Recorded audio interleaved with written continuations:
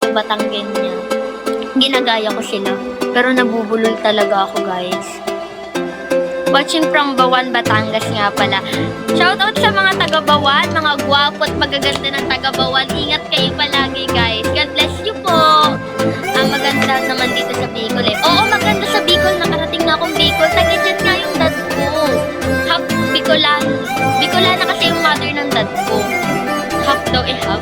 Basta yun, meron kaming relatives dyan sa Naga, Camarines. Siguro hindi ko tanda. Hindi ko tanda, guys. Basta yun sa Bicol. Nakapunta na ako. Hoy, thank you for the rose. Kinikilig ako. Hoy, Nemen naman sa gwapo. Alam ko nagbibiro ka lang. Hoy, hindi lahat kayo pogi. Hello, Junjun Presilia. Thank you po sa pag-follow. God bless you. Thank you so much po, guys. Every year kami, sinasama ko ng family ni Danica sa Baguio. Sa Baguio. Yung Danica na friend mo na ayun pala yung tanda na kita. Saan po sa Bicol? Hindi ko tanda eh. Maganda sa Baguio sa Lion Heights. Shout out sa new followers niya, mabait siya, guys. Sayang lang napaglumaan na ako.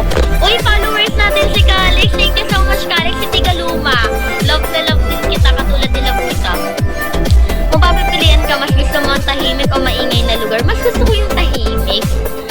Gusto ko yung pero ewan ko, gusto ko yung city lights. Gusto ko talaga city lights. Tapos gusto ko din yung nature, baga. Basta iba-iba ako, pero dapat tamang tao yung kasama ko. Mas maganda kung tamang tao, diba?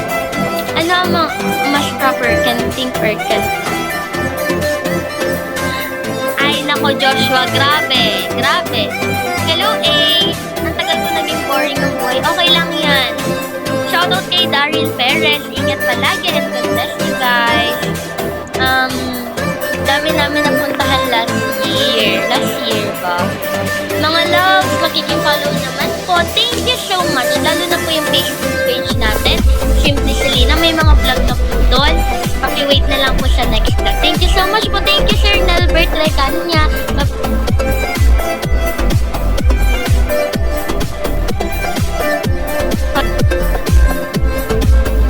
Ba't ganyan boses mo, te? Pangit ba boses ko, guys? Pero actually, mga lalag ko, gusto yung boses ko talaga. Siguro gawa ng elastic ko. Kita nyo naman, di ba? Ayan, meron pong elastic, kaya parang yung boses ko. Hindi po, matagal na po ako naka-brace. Talagang naka-elastic lang po. Parang mga kasi talaga yung process ng ngipin ko po ay na-stop siya kasi nga po nagka-problem din sa dentist ko before. So, nung nagpalit po ako ng another dentist ko, ito na yung last, maayos po siyang kausap.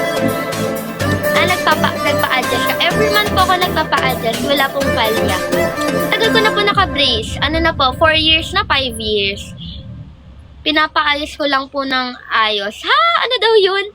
Hello, JJ. Ang oras po sa Pilipinas ngayon ay 10:08. Nasa ibang bansa ka, sana all. Ang dentist ko po ay sa TCDC, malapit sa SM Lipa, sa sa new building po siya. Bakit may goma pa? Ano po yan, elastic? Para nga po ma-process yung ngipin ko. Ma-process? Hi, South Korea. Hello po. Good evening. Basta every December kami makikipamilya na ako eh.